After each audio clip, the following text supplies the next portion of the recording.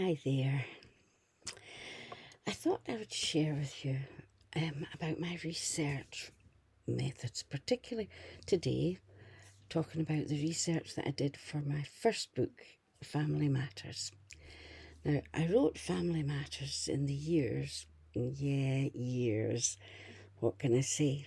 I had young children. The years leading up to its publication as a paperback in 2007. It took me till 213 to be convinced the ebooks truly were here to stay, whereupon I uploaded a few of my books, including Family Matters, to Amazon Kindle. Do you know, the book blurb overview starts by telling the reader that Sarah's husband, Tom, disappeared without trace 11 years ago. Now, that was the very first thing I had to research. I needed to find out if that was feasible. Could someone really just disappear for 11 years, leaving no trace of themselves?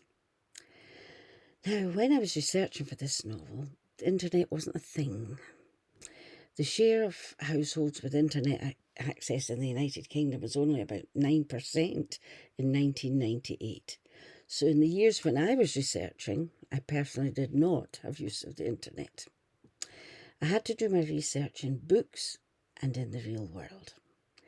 And I found that yes, too many people do manage to go missing without trace every year. And they stay missing sometimes for an indefinite amount of time. Sometimes they turn up much later. But yeah, it's a sad fact, but true, that it's possible.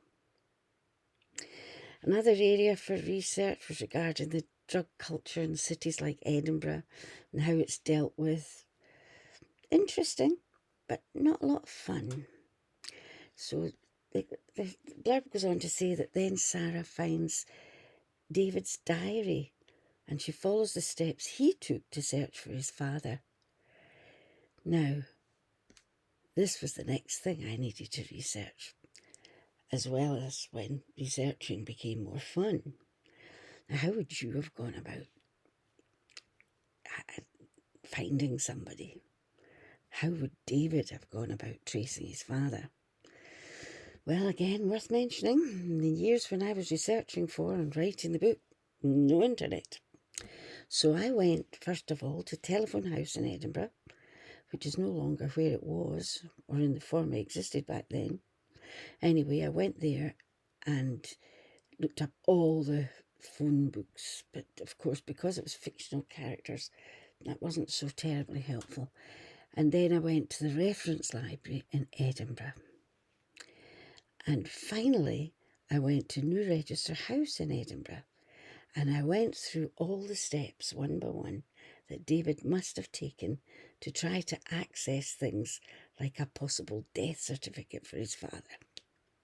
Now, obviously, there was no point in me looking for David's father, since they were both fictional characters from my imagination. So I set about tracing my own family records. And there were one or two surprises in store for me there. But that true story is for another today. Suffice it to say, I had a wonderful afternoon and I loved the building with its central fireproof dome. So if I was writing Family Matters today, it would be a hugely different exercise, thanks to the internet. But basically, the story would be the same. But I'm truly happy that I wrote Family Matters when I did, because I learned, the importance of research, and I continued to research for all my subsequent novels. But I also loved visiting New Register House in Edinburgh, which I wouldn't have done in the days of the internet.